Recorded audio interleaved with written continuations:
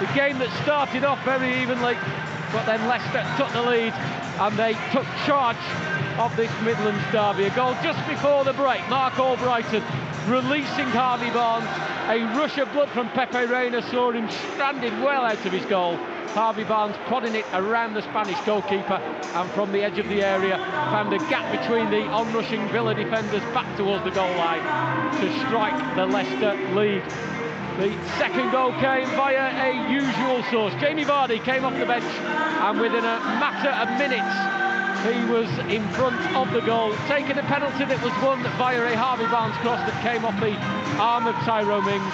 Jamie Vardy stepping up, and after 9 games without a goal, sent it down the middle of the goal beyond Pepe Reina. His 18th of the season, and his 3rd and his 19th of the season wasn't too far behind. An attempted cross came back the way of Vardy, left of the penalty area. He wrapped his foot around it and he beat Reina at the near post. He was then looking for a hat-trick. He was looking for his 100th Premier League goal, but the fourth came the way of Harvey Barnes. Mark Albrighton once again with the assist from the right-hand side. Barnes arriving, Reina again beaten at his near post as Barnes slammed it beyond the Spanish goalkeeper. His 7th of the season, his 2nd of the night. Kasper Schmeichel making his 200th Premier League appearance, celebrates with a clean sheet. All in all, Jerry, a very positive night for the Foxes. How do you sum it all up? Yeah, absolutely. You know, after, you have to say, a pretty even Steven start, both teams coming into tonight's game needing points on the board.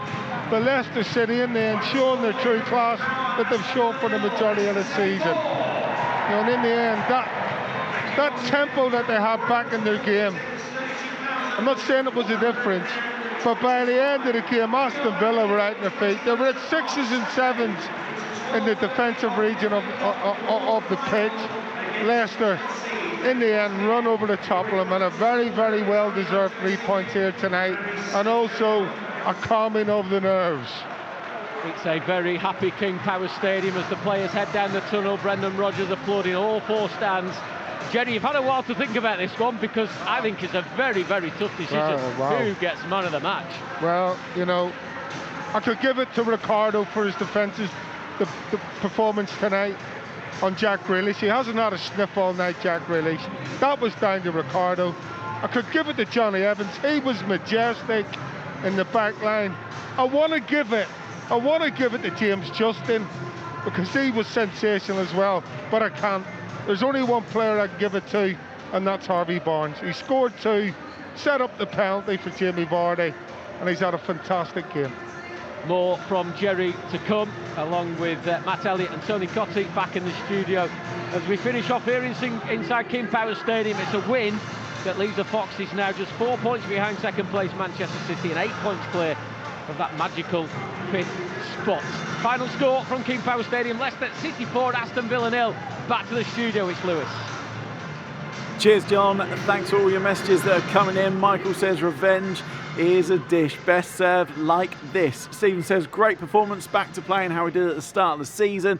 Ian says James Justin, Dennis Pratt and Mark Albrighton all did very well today. Taiwo says very good job, and Julie says well done, lads. Lots of people getting in touch. We'll get through as many of your comments as possible as we have Matchday Live continuing into the evening here on LCFC Radio, as we have all the post-match analysis and hopefully hear from some of those involved. In the studio with me, Matt Elliott and Tony Cottee. Matt, Leicester are back. Yeah, back with a vengeance as well. I thought they were the better side, as Jerry said there. Even Stevens, the first 15 minutes or so, Leicester got into their groove and never really looked backwards, did they? Once Harvey Barnes made the breakthrough. But before that, they were piling the pressure on, certainly turning the heat up. And you never thought the game was going to go any other way than a Leicester victory after that first goal. I didn't think in the early stages of the second half they played particularly well, but they didn't have to against a very mediocre, to say the least, Aston Villa effort, wasn't it? And then once that second goal went in, they started turning it on a little bit, didn't they? Vardy was causing a problem, took a gamble, got himself his second goal after he tucked away the penalty, and then it was a matter of how many. Villa had thrown in the towel, and Leicester looked imperious, didn't they? But at different stages of the game, you've made different assessments, as is always the case, but all said and done, Brendan Rodgers would be absolutely delighted, not just with the win, but the performance, the goals, in terms of goal difference that TC made a big point of earlier, rightly so. Leicester are miles ahead, that's effectively another point in the bag. So if you're including that, 9 points clear, in effect, of Man United. With 8 games to play. Wonderful position. Adam says, James Justin, awesome. Harvey Barnes, awesome. Great result. Chris says, great to see our ruthless streak is back. And with Wilf fit again, sets us up nicely for the run-in. Well done, boys. Lee says, it was great to see the desire back in the players. That's all I wanted. And Chris says, well done, boys. A much better performance. Nice to see Vardy has his shooting boots back on. Tony Cotty, it's more like it. Yeah, absolutely. I think before the game, Brendan, I think first and foremost, he needed a result, wanted a result. That was the main thing. I think secondly, he would have wanted to see a performance. Probably thirdly, no injuries.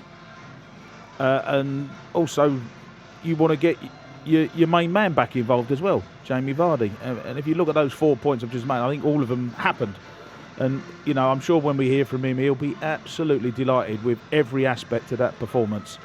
Very, very difficult to know how good a performance it was, purely because of how bad Aston Villa were. Honestly, I thought they were shocking. They will go down. If they carry on playing like that, they will go down. No two ways about it. I think Norwich will go down. That's almost a given for me. And then you look at the battle that's going on at the bottom.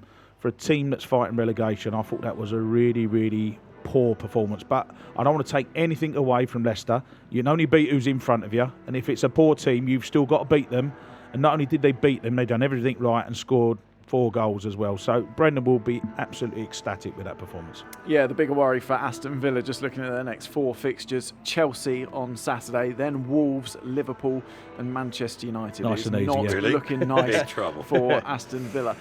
Harvey Barnes, let's talk about him. He's picked up the Man of the Match award from Jerry. In the first half, Matt, you're saying, I want to see him getting at players. You said at half-time, I really want to see him going and hurting teams. Well, he's done it all. Well, he did it. He did it on and off through the first half. Probably more so in the first than the second. In the latter stages, again. But once he picked his game up, Leicester's game picked up generally, didn't it? He was a big threat tonight. And I thought Tags was going to miss a trick and not give it him the Man of the Match he award. was always giving him he was just winding He just likes mentioning his favourite players. But no, I mean, fair play that Jerry mentioned the lads that he did. Can't disagree.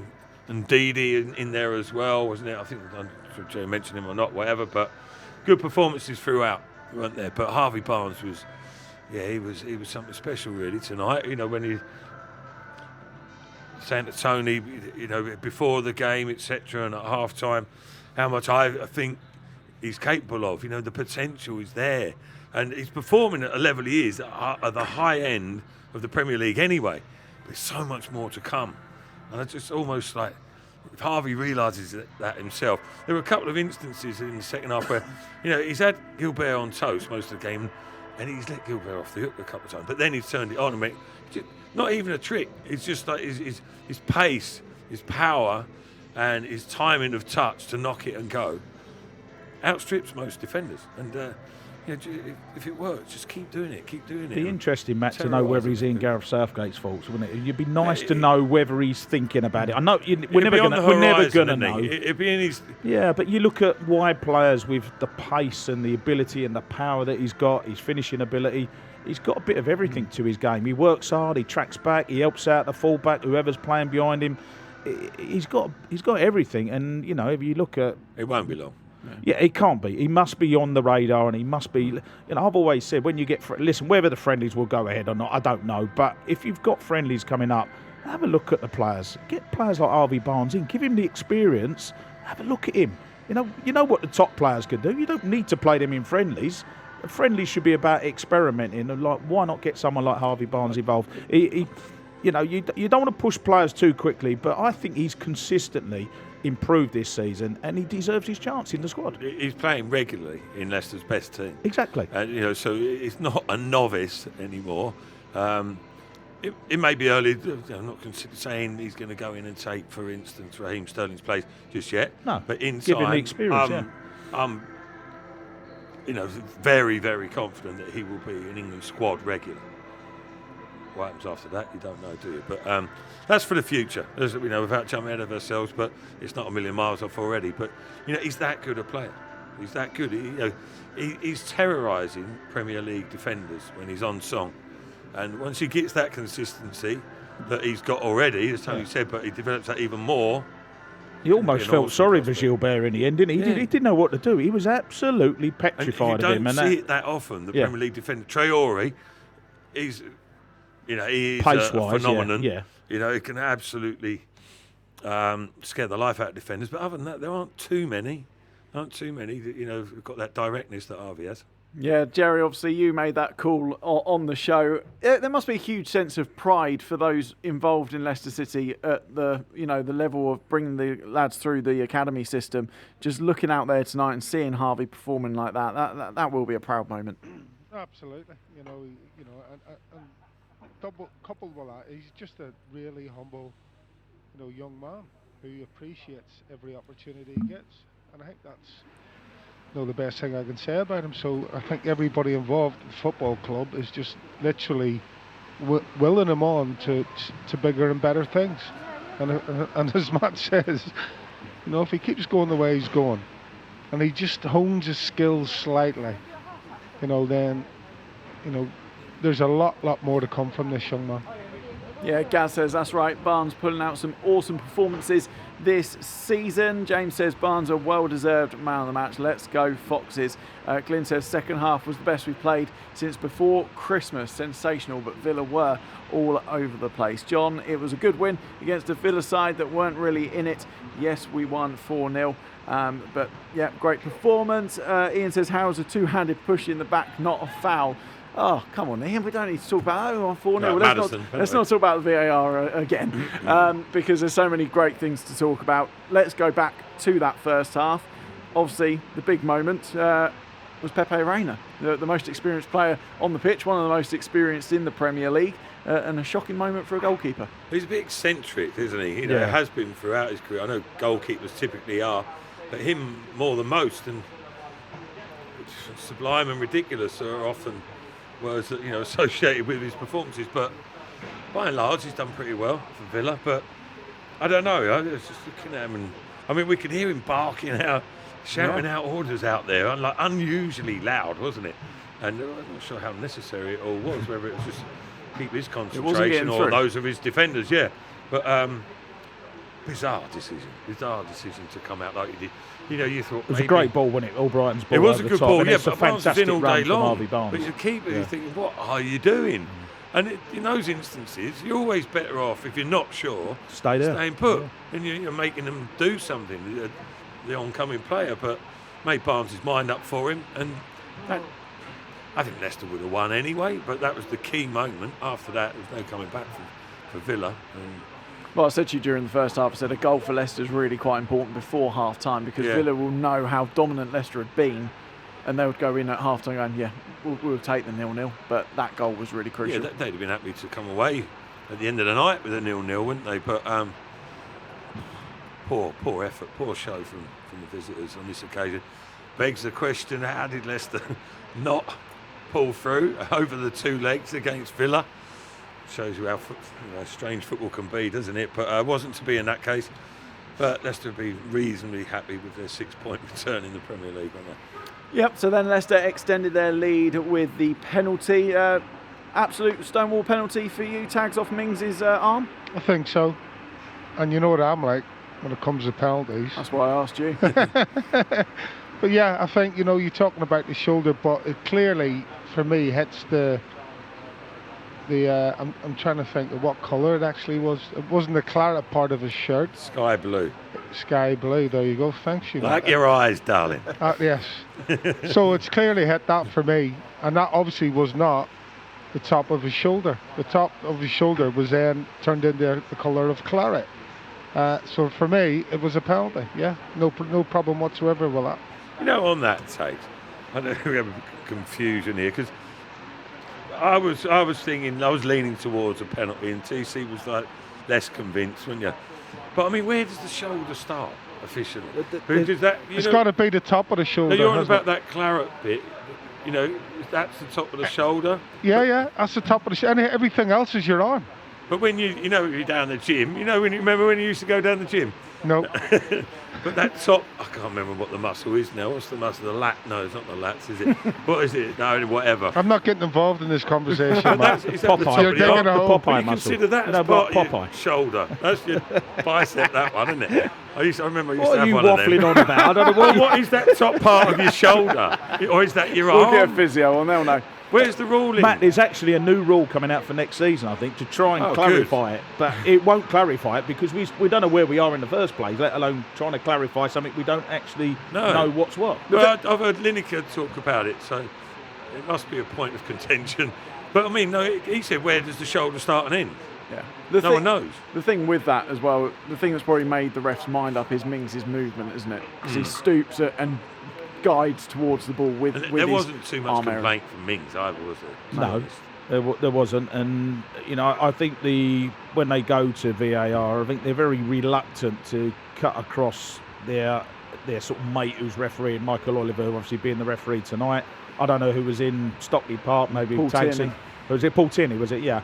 Well, I mean, the thing is, it's a clear and obvious mistake, I think they say, don't it? Are you going to try and rectify a clear and obvious mistake? And it wasn't obvious, wasn't clear, was it? So you've really got to be, I suppose you've then got to go and support the referee, which is what they've done. So, once that was given, I think, it was great that Jamie was on the field and able to convert the penalty. Well, it was officially Vardy's first touch as well. I was about to say, it was incredible. It was offside when he had an offside touch. He touched it after the play had stopped, so don't count. Just after the goal went in, it came up on the board. Touches 1. Yeah.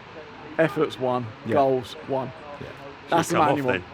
It was an important substitution, and I mean, if you look at Iheanacho's part in the game tonight, he just had one of those games. He made. At times, he made some good runs. He got in good positions. He should have scored with a header in the first half. He then had the one in the second half when me and you were watching him, Matt, and he was smashing the ground. he was so angry with himself because he knew that he should have scored. And the problem is, that Jamie Vardy's waiting to come on the field to play, and as soon as you start missing chances, you're going to make the swap and that. So it was the right call by the manager, and I don't think there was really ever any doubt once that penalty was given that Jamie was going to score. Yeah, the one thing, Tags, I don't know if you saw it when Vardy was warming up, you just sensed he was ready tonight. He's had this time off, he's had this goal drought as well, but you saw him warming up, and for the second half, pretty much from the start of the game until he came on, he was out there getting himself ready, and you could tell he was a man focused on a bit of a mission. Yeah, I think he sensed what was happening, and he was like, and when you can sense it from the sidelines even when you're warming up as a player, and you're thinking, come on, Brendan, get me on the pitch. I know I'm going to score against this defence, and obviously that was proved to be the case. So I think in certain games, especially when you come on when you're waiting to come on and you're warming up, you can't sense that the opposition, are all over the show, and that, as I said, that proved to be right. So Jamie, and the whole crowd, the whole place was just lifted, wasn't it, when he came on the pitch? And his first run was just this scampering little run to put a bit of pressure on the keeper, and the crowd just responded with a round of applause. So just shows you no substitute for hard work. You can play all the fancy football you want, but if you don't work for it, bingo. Then his second goal was a clinical finish, but it all starts with that man Johnny Evans at the back. We won't come to Tags on that because he'll go on for hours. Matt, that was some defending, wasn't it? It was, yeah. It fell nicely for him on a couple of occasions, but because he gets his positioning right and he makes the right decision. So when to go for the challenge, when to drop off. And it was exceptional defending on. It was there. He had to be determined. The long, rangy legs that he's got made the challenge, but it's tailor-made in wet conditions to slide in, and it just typified his performance really, and started off the attack, didn't it? Then broke out. I think was it Barnes and linked up with Vardy, and it was only Barnes and Vardy. Barnes in the box when Vardy's ventured down that left-hand side, tried to cut it across, got a little bit of fortune, ricocheted back to him, and he thought, well, I haven't got a lot of support. Let's just give it a go, and went for broke and rain a napping at the near post again, didn't he? Although he's fired it in well, like the keeper wouldn't really lay too much blame at the keeper. But yeah, like you said just now, it was sort of just meant to be for Vardy. You weren't even that surprised when he scored from such a an acute angle with so many defenders around him, and he just sauntered off and just stay away. He knew that was going to happen, and officially game over then, wasn't it? But yeah, good play by 3 of Leicester's key men tonight. Yeah, one of those where you kind of have that lesson of hit the target. Even though it's near post, goalkeeper maybe should do better, but he's hit the target, and that's what matters. Well, it was a counter-attack, wasn't it?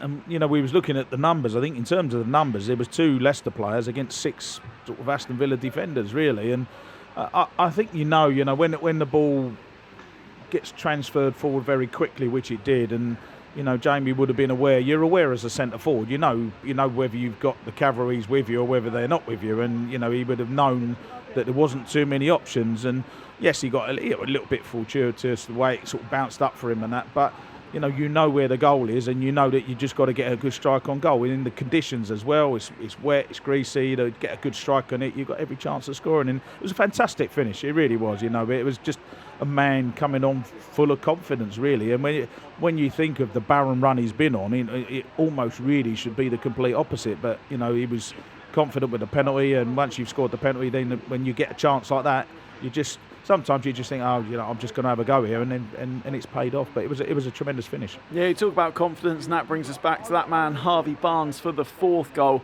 It was some finish tags from a brilliant Leicester City move. Mark Albrighton involved once again. Absolutely. That's probably the goal of the night for me. Lovely little move. You said Villa by that time, we're 6s and 7s, but it's the movement of Harvey Barnes to run across the line and to time it just before Albrighton, pulls it back, and then to slot it home on the run, running towards the ball at pace, which is coming towards him at pace. It's a difficult skill, Tony will tell you that, to get that absolutely spot on and just slot it into that bottom left-hand corner. So for me, goal of the night, that. Yeah, it felt so slick and so swift, but as Tags said, it's a difficult skill. Yeah, it is a difficult skill, but for me, I always used to like when the ball came across to you sort of, I think a lot of players, they try and almost feed the ball towards the far post, and you don't need to do that, because where the ball's coming from. The goalkeeper's going to be shuffling along. The goalkeeper's going to try and read it to go in at the far post. So sometimes you just hit it back at the corner, whether it's a header or, as it was in this case, a fantastic finish. Just side foot it to where the ball's come from. In other words, the near post. But it was a strike full of confidence, and quite rightly so. The way he played, Harvey, it was fell to the right man. He was never going to miss. Just coming up to 10:15, you're listening to LCFC Radio after Leicester City 4, Aston Villa 0. I'm Lewis Mason, joined by Matt Elliott, Jerry Taggart, Tony Cottee, and we welcome back an old friend. We found him. King Power Stadium. Welcome. Only 4 hours later. It's Danny Simpson. Evening, Danny. Evening, you okay? Yeah, really well. Yourself? Yeah, good, especially after the result tonight, yeah. How would you sum it up? Much needed. 3 points, and obviously even better with the performance. I think we've needed that for a while now, and I said it's great to see the lads scoring goals again and a clean sheet. Plenty more from Danny to come. We'll see what he's been up to as well, because lots going on in his world. Jerry Taggart, we'll get rid of you now. Thank you. Yeah, Tags. Get yourself out of the rain. See you later, boys. Jerry Taggart, part of our Matchday Live team. He'll be back, of course, for the visit to Watford at the weekend. So more from Danny, Matt and Tony on the way. And here, if you're just joining us, is what's happened at King Power Stadium tonight.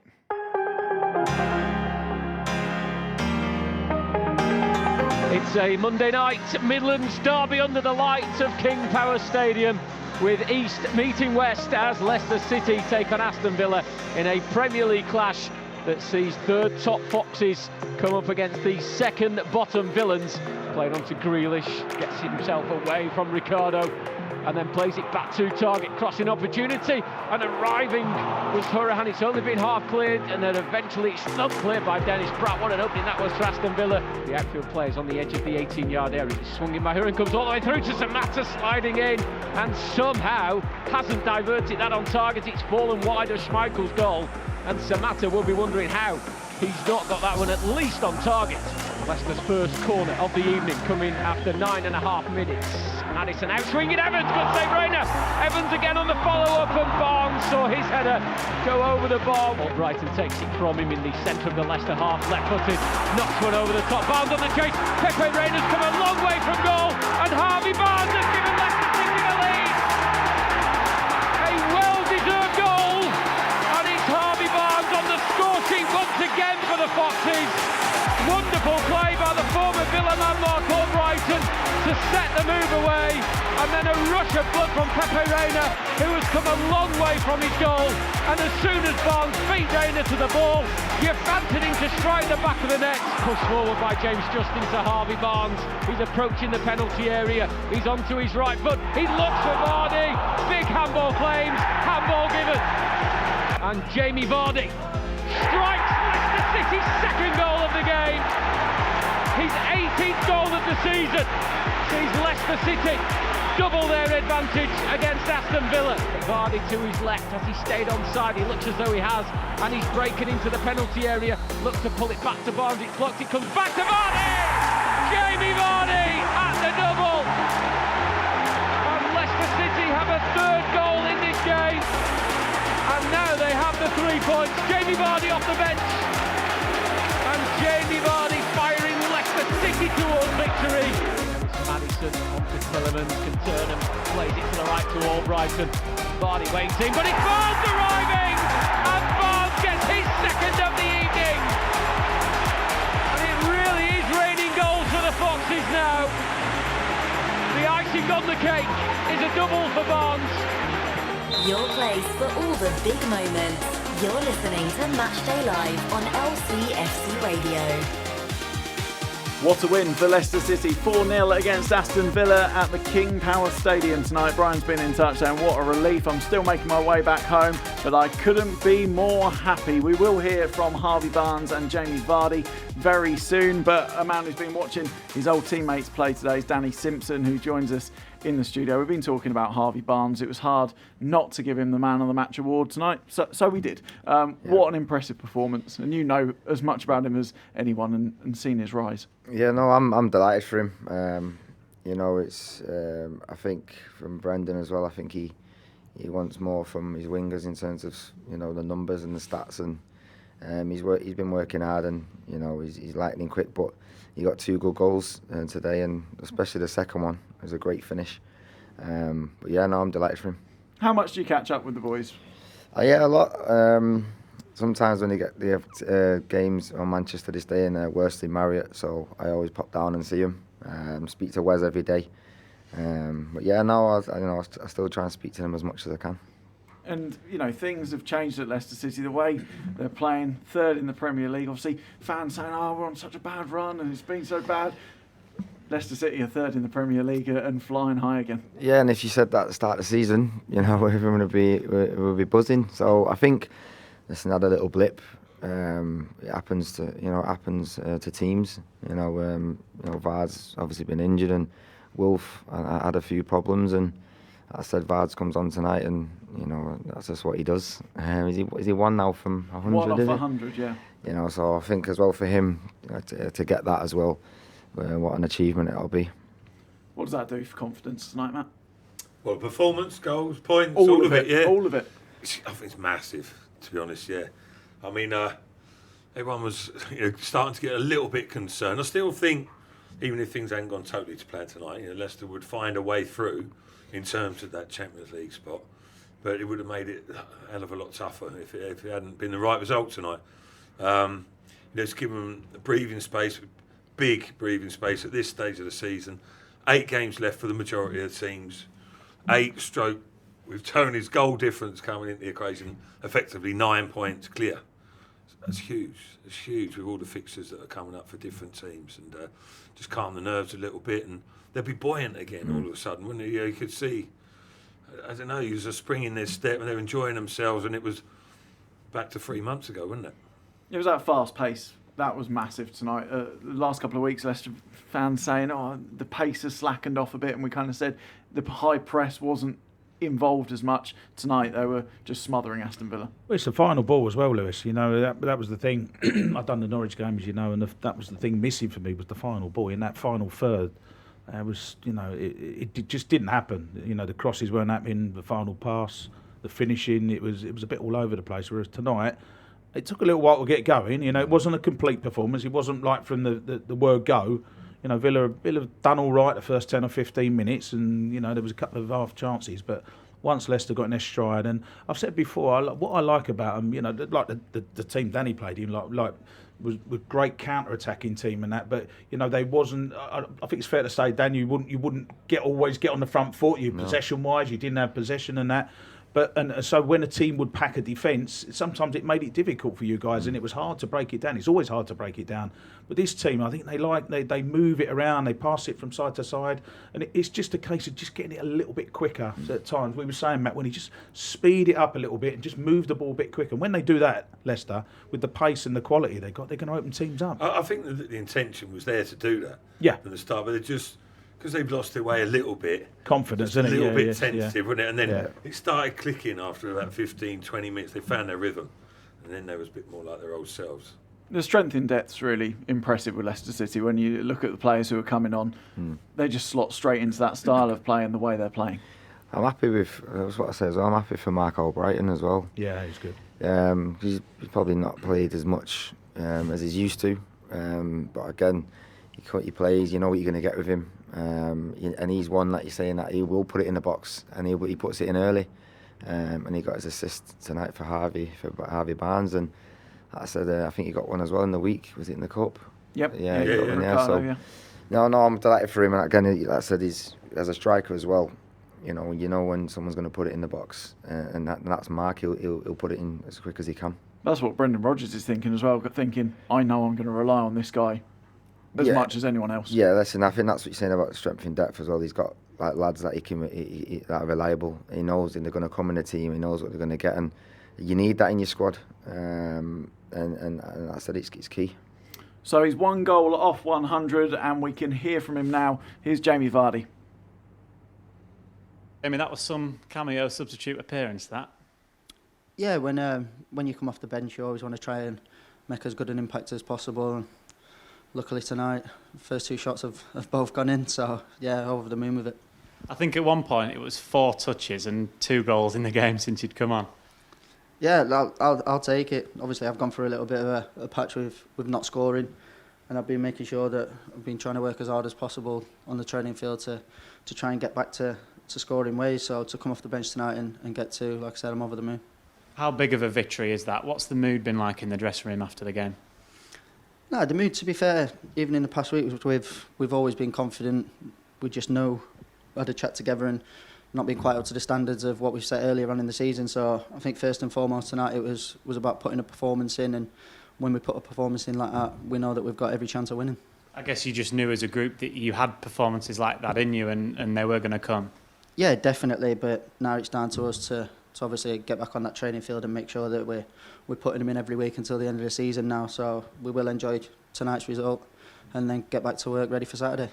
Yeah, 9 games left now in the Premier League, of course, still in the FA Cup into the quarter-finals in that. How big of a final few months is this for Leicester City? Yeah, it's massive, but the whole season is we set targets at the start of the season, and at the minute we're sat really nice. So like I say, we've got to take each game as they come, but we'll be looking forward to Saturday, and hopefully it'll be another performance like tonight and picking the 3 points up. Can I imagine you were begging for one more chance? That's 99 Premier League goals now. Yeah, I saw something earlier saying on this day, so many years ago, I had my 100th goal. So if it had been done tonight, then that would have been brilliant. But it wasn't to be. So, like I said, get back on that training field and look forward to next week. There we go, Jamie Vardy talking to LCFC Radio's Dan Bates. He is now obviously back and clear at the top of the Premier League goal-scoring stats. 19 for the season. Aubameyang behind him on 17 in second place. Now, I'm sure you did a bit of attack versus defence in training. What's he like to come up against? He's a nightmare, isn't he? He just, listen, he's, what is he, 33 now, and, he's to still be playing the way he's playing and still be as quick as he is. you know, he's a bit of a freak, really. But no, when he's on form like that, the whole team are, you know, he's such a key player for and everything about him. You know, he's pressing. You know, he sets it. You know, you was talking earlier about the manager wanting them to, you know, press from the front again and win the ball back higher. And you know, when he's like that, then that's what he does. And obviously he scores all the goals, but he does that as well. Will he care about the stats? Does he care? Of course they do. All forwards do. Yeah, no, listen, he'll be wanting to get to 100 as quick as he can. He'd have been thinking about that a lot. And you know, I just hope, I really hope that he can kick on now. And you know, I want him to get the golden boot. It'd be a fantastic achievement. You counted them, did you, Tone? What's that? Every goal. Of course, yeah, but goal Can't scorer. remember them all though, so can Well, no, we found that earlier. Yeah, but Losing it a bit. Goal scorers. Goal scorers are a very selfish breed, and yes, of course you take in the stats, and of course you're aware of it, and you know he would have known if there were another penalty or another chance that was going to be his 100th goal. Of course, Jamie knows that, but you know, I think he is so vital. I agree with Danny. He's so vital to what Leicester do, and he does press from the front, and his energy. You know, it's sort of worked for him really because of what happened to him as a youngster, the fact he had to come through non-league football to prove his worth and to get into he didn't play all those games that sometimes players do and they face a burnout when they're playing 17, 18, 19-year-olds, and then by the time they get to 32, 33 they're burnt out, lost their pace. He's the complete opposite, you know, and I think that's worked in his favour. And you look at him and you don't look at someone who's 33 years of age and thinking, you know, oh, I'm not sure he'll be all right next season. You're thinking he's got another 2, 3, 4 years in him, you know, and he's so vital to Leicester. The biggest problem will be when it comes replacing him, because you replace him, what he does and the goals he brings to the team. How do you replace Jamie Vardy for Leicester? That is the big. But let's not worry about that now. You know, let's just enjoy him while he's here. If he gets 100 Premier League goals, it's a fantastic, outstanding achievement, and the golden boot to go for as well. Yeah, exceptional performance from the bench from Jamie Vardy. The man we gave man of the match to was Harvey Barnes, and he's been talking to Dan Bates. Well, Harvey, how much did you enjoy that? Yeah, no, very enjoyable night for myself and the team. You know, it's the first time I've scored 2 goals in a game, so for me, you know, obviously very happy with that. But I thought the team was a lot better today. Scrappy start to the game, but obviously got a goal just before half time, went in obviously in front, and then second half I thought we were very good. You know, put a lot of pressure on them and got the goals. Before we get on to the individual goals themselves, as a team, how big of a win is that? Yeah, it's massive. You know, a lot of people are talking about the other teams picking up points. We haven't been. I think tonight was just more about ourselves. You know, we know recently the results haven't been good enough. So it was just about getting that first win back on the table, and then, you know, from now we can just kick on. So the first one then, it came at a vital stage of the match, and could you quite believe it when you saw the keeper there? No, I know it was a strange one. Obviously, you see him coming out, and a lot of the time, you know, you tend to go over the keeper, try and lob him, but I just saw obviously the little gap to go round, and then obviously it's just about keeping your head in and finding the target, you know, and thankfully the ball's gone in the net. And the second one was a really lethal striker's poacher's finish.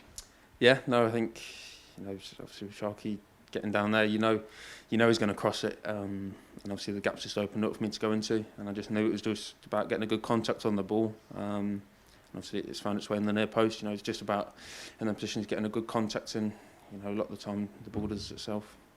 How proud of yourself are you after that performance? No, very happy, of course. You know, I was saying throughout the season, for me it's stats-wise, I wanted to get more goals. Obviously, since the turn of the year, they've been flying in, so very happy with that. But I think today it's just about, you know, enjoying the 3 points and now looking forward. There we go, Dan Bates talking to Leicester City's man of the match from tonight, Harvey Barnes. Now, obviously, you saw him when he first came through, Danny. What was it like when he was first training with the first team? Because there's going to be nerves about, but he just seems to embrace everything, every challenge. Yeah, when he first came through, we knew the ability he had. But I think it was more with him confidence and believing in his ability. So that loan move, you know, sometimes when you come away from a club that you know you've come through and you go into a different environment, and you know you get them first team games and you're around that every single day, you know. And he'd done obviously fantastic for West Brom, and he came back and he believed in himself, and I think that's what it was, because we always knew how quick he was and how good he was, and I think it was more just about him believing that, he's good enough to play for Leicester and perform the way he is. I know you're going to go and catch up with your old teammates very soon, but we can't let you go without talking about what you're up to at the moment at Huddersfield. You having a good time there? Yeah, I'm back playing and week in, week out, and I missed it. It's obviously part of the reason why I had to move on, and certain man called Ricardo, and I had to move on, and I'm getting older now, but I want to play week in, week out. I still miss it. I still want to play on a Saturday afternoon, and I'm enjoying it, and obviously I've got Kingy with me as well now, yeah. I was going to say, it's a bit of a reunion. Andy King there, Richard Stearman as well. It's a good dressing room. Yeah, it is, and I think the situation that the club was in and has been in, having good people in the dressing room is vital. It's you're halfway there if you have good lads in the dressing room, and it's what we've always had at Leicester. It's good. I just hope now he had a little niggle, but hopefully he'll get some more game time. Yeah, we hear so much about the Cowley brothers as well and everything they've achieved and worked their way up. What they like to work under? No, really good. Honestly, they work their socks off. They put a lot of effort into giving us all the right information and detail, and meeting after meeting. They've been really good to work with, and I say long may it continue. Yeah, big end to the season as well. So what are the hopes and the aims? Yeah, no, listen, when I first signed, and I had 1 point from 10 games, and it wasn't a good situation, but we got ourselves out of that. I think we're still 3 or 4 points now away from the bottom three, but still a long way to go. We've got Wigan next week, who are down there as well, so that's a must win. We're at home, it's a crazy league. Anyone can seem to beat anyone, but now we're working towards just staying up and seeing what happens after that. Danny, thanks so much for coming in to see us, and Cheers, best of luck guys. for the rest of the season. Thank you. Lovely Cheers. stuff. Cheers, Dan. Danny Simpson on LCFC Radio after Leicester beat Aston Villa by 4-0 tonight at King Power Stadium. Obviously, brilliant result for the Foxes, and we can hear from the manager right now. Let's hear from Brendan Rodgers. Brendan, that was a fantastic evening, wasn't it? Yeah, comprehensive win. Players worked so hard in the game. And then I thought once we got the first goal, then you seen the confidence in the team, and then the tempo and speed of our game increased. So very, very good. Worked ever so hard in the game. Didn't give much away from a defensive perspective, and looked very, very creative and looked like we could score a number of goals. So very pleased. How pleased were you with certain individuals? There's almost too many to try and pick out, the likes of James Justin, Harvey Barnes, of course, Jamie Vardy off the bench as well. Yeah, I thought JJ was amazing. His first home Premier League start. So he was absolutely brilliant. His composure, his quality. He's a great defender, and I was pleasantly surprised how he lasted the game. He was so good, and just his resilience and persistence. So delighted for him. Harvey scored 2 outstanding goals. His running power and speed is always a threat, but the first goal he showed great speed initially to get away, and then his touch and finish was very good. And then the second one is what we've been encouraging him to do. Ball's on the far side, get in the box, near, middle to far, and just try and read the space. And he got in, and he had a similar chance to that away at Aston Villa in the game when he came on there, and he skied it over the bar, and you can see he's learning, because this time he kept it low, and it was a great finish. As good as things were going forward, it was the same at the back. Aston Villa hardly had a sniff in the game. No, defensively we were solid. Johnny Evans again, absolute colossal player for us at the back, and 2 full backs. Cags wasn't at the top of his game this evening. Looked a bit loose at times and 1 or 2 mistakes, but yeah, back 4 and goalkeeper solid in the main, and but also the team working very hard in front of them. What's the mood been like in the dressing room after that one?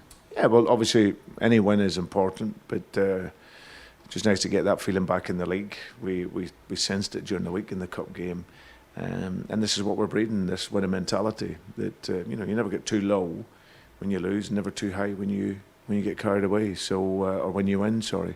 So it's just to keep that mentality. We weren't perfect, but there was a lot of good things in the game also.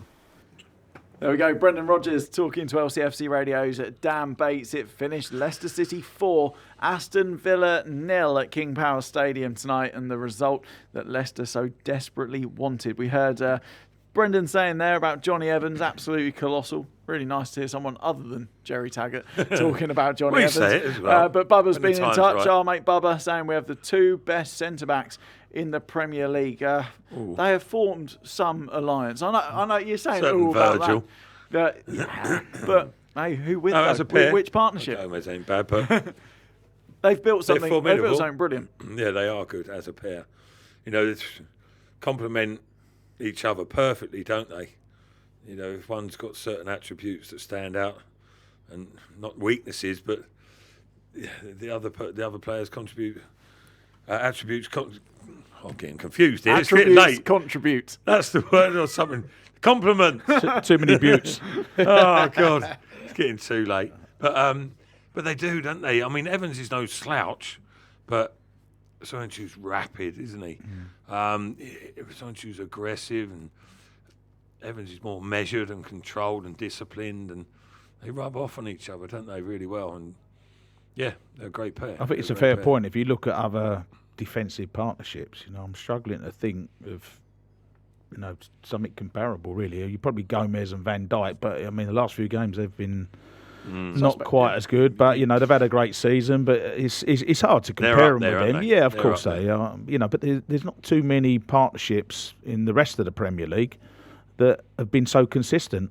You know, those two they've made the positions their own. I mean, you know, surely Leicester have, you know, they've had some good signings. Obviously, Jamie Vardy from Fleetwood for £1 million. But in terms of like in the modern sort of last few seasons, spending was it £3 million on Johnny Evans? I mean, do me a favour. He was you know, stick a naught on that before he'd even signed, let alone what he's worth now. I didn't realise how good he was, to be honest. Tags had said about him for a while. When he was at West Brom, and I was like, he's a snip though, Matt. £3 million. Oh, £3 million, yeah, all day long. But I was like, yeah, he's decent, you know, steady. I thought maybe, you know, not sort of top level, but proved my doubting wrong. Definitely, he's exemplary, isn't he, in everything he does. And you need the right partner alongside you, and you know, Soyuncu slotted in, and they've consistently been amongst the top 3 centre half partnerships in the Premier League this season. You can say that quite clearly, you know. Yeah. Martin's been in touch. Man of the match, it's got to be Ndidi. It's no coincidence that the whole team looks so much better when he controls the midfield and nullifies the opposition attack. The whole team picked up the game, but that was because Ndidi was like a confidence-inducing catalyst. Ooh. Good words. I know, that's good. Very good, Martin, for this time. Could have done with Martin just now. I know. Yes. Barnes was magnificent and probably deserved man of the match recognition on the night for his performance, but for me, it was Wilfred. He was absolutely excellent tonight. No, he was. There's no doubt about that. I mean, I would say he did come off, albeit they probably gave him a rest. Was it last 15 minutes or whatever? But no, he's everything that I said at half time. You need someone like Ndidi, who's the cog, who makes the team tick and everything to go on around him, which is what he did. But you know, in terms of scoring 2 goals and was it 1 assist? Was it for Harvey Barnes? You know, and he was a threat all day. For me personally, I would have gone Harvey Barnes all day long. You know, Wilf was fantastic. You know, Johnny Evans was fantastic. There was some really good performances from not from everyone, but you know, there was 3 or 4 that played really, really well tonight. But for me, Harvey Barnes just deserved it. Yeah, in terms of the Premier League, we talked about Evans and Soyuncu being that partnership. How many teams have got on Ndidi to do that job? Because that is such an important role in modern day football. No, that's right. There are other teams who've got that type of player or someone who's trying to play that role. They're not as effective as him. I mean, people rave about, and Tony's probably seen more of him than me, Declan Rice. Give me Wilfred Ndidi all day long. And that's not being dismissive of Declan Rice. Other players that spring to mind. Fabinho's probably, when he's on his game, the main man in that position. Fernandinho when he plays for Man City, but he's been playing centre half. Yeah, I know he's filling in, but sometimes he plays when we've got 2 centre halves on the bench, which I find bizarre. And for me, he's better than Rodri. Yeah, still. But And N'Golo Kante being the other. Again, he doesn't play in that position out and out, does he? Yeah. And he's injured on and off, etc. But he's playing a different role. But Kante, yes. But even he's a slightly different player. Like, you wouldn't call Kante an enforcer, would you? You know, he's an interceptor, maybe. But indeed, he's there. He bosses it. Then he's rangy, he's powerful, he's quick and athletic. And his game's getting tidier as well. You were a little bit nervous when he was on the ball a couple of season and a half ago, weren't you? And, you know, there was the odd mistake which was costly, but thankfully, not putting the mockers on it. But he's been very consistent with his touch. He keeps the moves ticking over, but more importantly, gives a platform for the front, 5 or 6, whatever it is, to go and do their stuff. I think we're not far off the PFA awards, and you'd like to think that he's got a real good chance of getting in that PFA team, because we just tried to name players that have done that position. In that position. I mean, you'd depending like on what to think system they go, I think they're more likely to pick a 4-3-3. That's the modern trend, isn't it? Yeah. So that's more if likely. If they do, then he's got a great chance of being that central holding midfield player and let the 5 bomb forward. So Fabinho over the course of the season. Played quite regular, isn't he? But he has, yeah. But I don't know. Yeah. He's got to be in contention. Yeah, got to be in contention. Exactly. Matthew says better tempo moving, quicker, excellent. Reece says Evans is Big Matty Evans reincarnated. How do you feel about that? Big Matty Evans. Matty Evans? Matty Elliott. There you go. New signing, Matty Evans. So much the same person. I'll be more than happy to be compared to Matty Evans. Trevor says, well played, lads, but you have to keep the rhythm going. Can't afford to relax now. That is the big next step for Leicester, of course, moving on. Watford are next up at Vicarage Road on Saturday, and that's going to be a tough game. Of course it is, yeah. And if you look at what they did to Liverpool, where they was really, really on their game. I think was it Palace? They lost it at the weekend, wasn't it? You know, so they're a strange team, Watford. They're very inconsistent, which is why they are where they are. But they've got good players in their team. Certainly got a good goalkeeper. I like Troy Deeney. Everything at Watford revolves around Troy Deeney. He's a good lad and he's a good leader of that team. And they've got good players in midfield. Delafayo's a big miss for them because I think he really makes things happen for them. Yeah. So, from Leicester's point of view, that's good news that he's not going to be involved. I think they're one of those teams, Tony. I mean, they're a decent outfit. Don't get me wrong, and probably should be doing better than they are. But if you play well, you feel like you should come out on top. I agree. But they're one of those. They take advantage if you're slightly off colour. Yeah, they can turn you over, as we've seen. Not just off the back of the Liverpool game, but since Nigel's been in there, they've improved things, and they're no fools. They're better than their position. Yeah. Absolutely. They're not a bottom 6 team, that's for sure. They are probably a mid-table team. Yeah, it's an interesting one. Obviously, Leicester playing Monday night this week, but then they will be the first up on Saturday, and they'll be very happy to get the points and put the pressure on the teams who are yet to play. That was the ideal position if they can get that win, isn't it? Yeah, I was saying to Tony as the game was going on, I mean, so it's 8 points effectively, or effectively 9, right? Again, with that goal difference. If they can... However it works, whether it's picking up another point and the other team's losing or whatever, or winning and the other team's drawing, if they can get that lead between themselves and 5th spot, whoever it is, to 10 points, that's it. It's over, in my mind. I know it might not be categorically, but you're not catching 10 points on a team at this stage of the season like that. So, yeah, every game is huge. There's pressure on it, but there's also a lot of pressure on the other teams to win these games.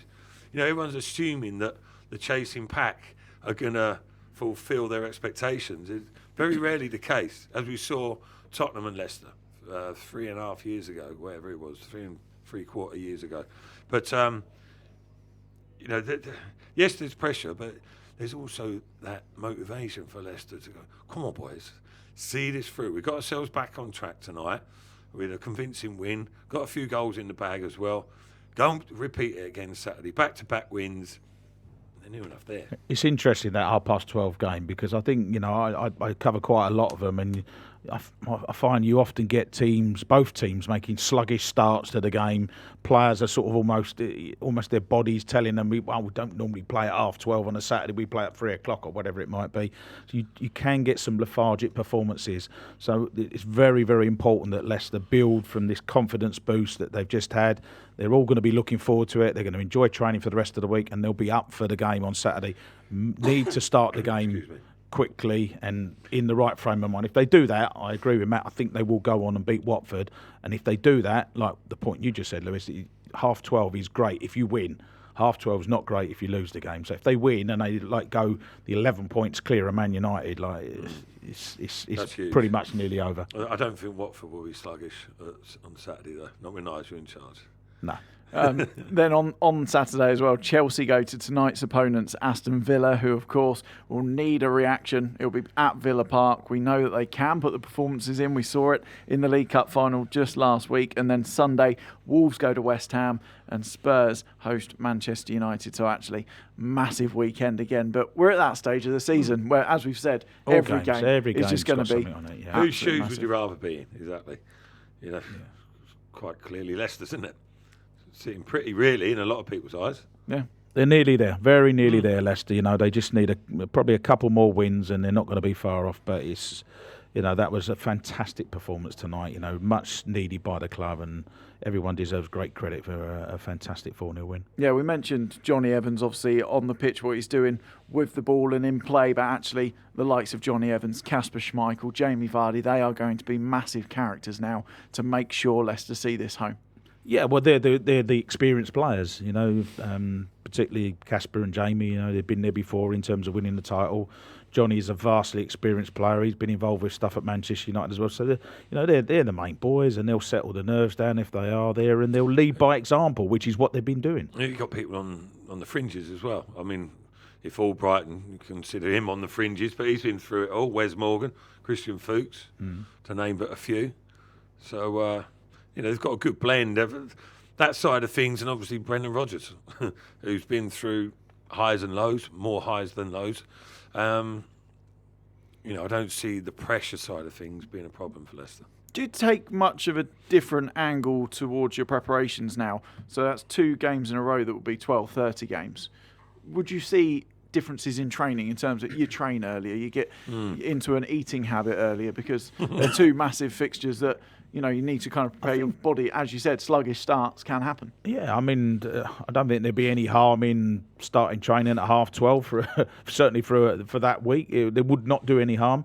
I think one of the biggest things, and I've always said this, and the reason I mentioned about watching games and sluggish starts is because players are very much creature of habits. And if your pre-match meal, for example, I don't know, say it's chicken and beans or whatever, and you've got to eat that chicken and beans at 8:30 in the morning, it's not quite the same as eating it when you eat it at 11 o'clock in the morning, because your body's not used to having that at that time. And then mentally and psychologically, then players thinking, I'm not quite ready or not ready for the game or whatever.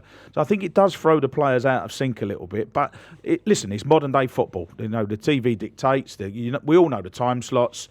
Just be prepared, and if that means you train at 12:30 and you do that every day in between the 2 games, then so be it. But I think it's all there. It's all there set up for Leicester, and it's just a case of being professional and go and get those results. I'm just thinking back to when I think it was Arsenal. We played Arsenal at a ridiculously early game. I think it might have even been like 11:30, something silly, possibly 12 o'clock, but Tags didn't want to play. He didn't want to get up early and have his pre-match. And not that he didn't want to play, but he recommended that the gaffer didn't pick him. He's like, it's too early for me. I can't get up and eat. I won't be ready. This body takes a while to get going. And Mike was like, looking at him thinking, shut Taggart, you fool. Picked him anyway, and at half-time regretted it. Yeah.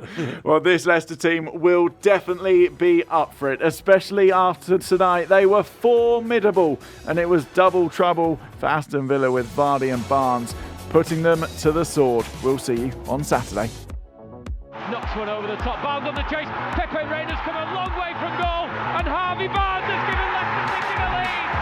And Jamie Vardy strikes Leicester City's second goal of the game. Comes back to Vardy. Jamie Vardy at the double. Vardy waits in, but it's Barnes arriving, and Barnes gets his second of the evening.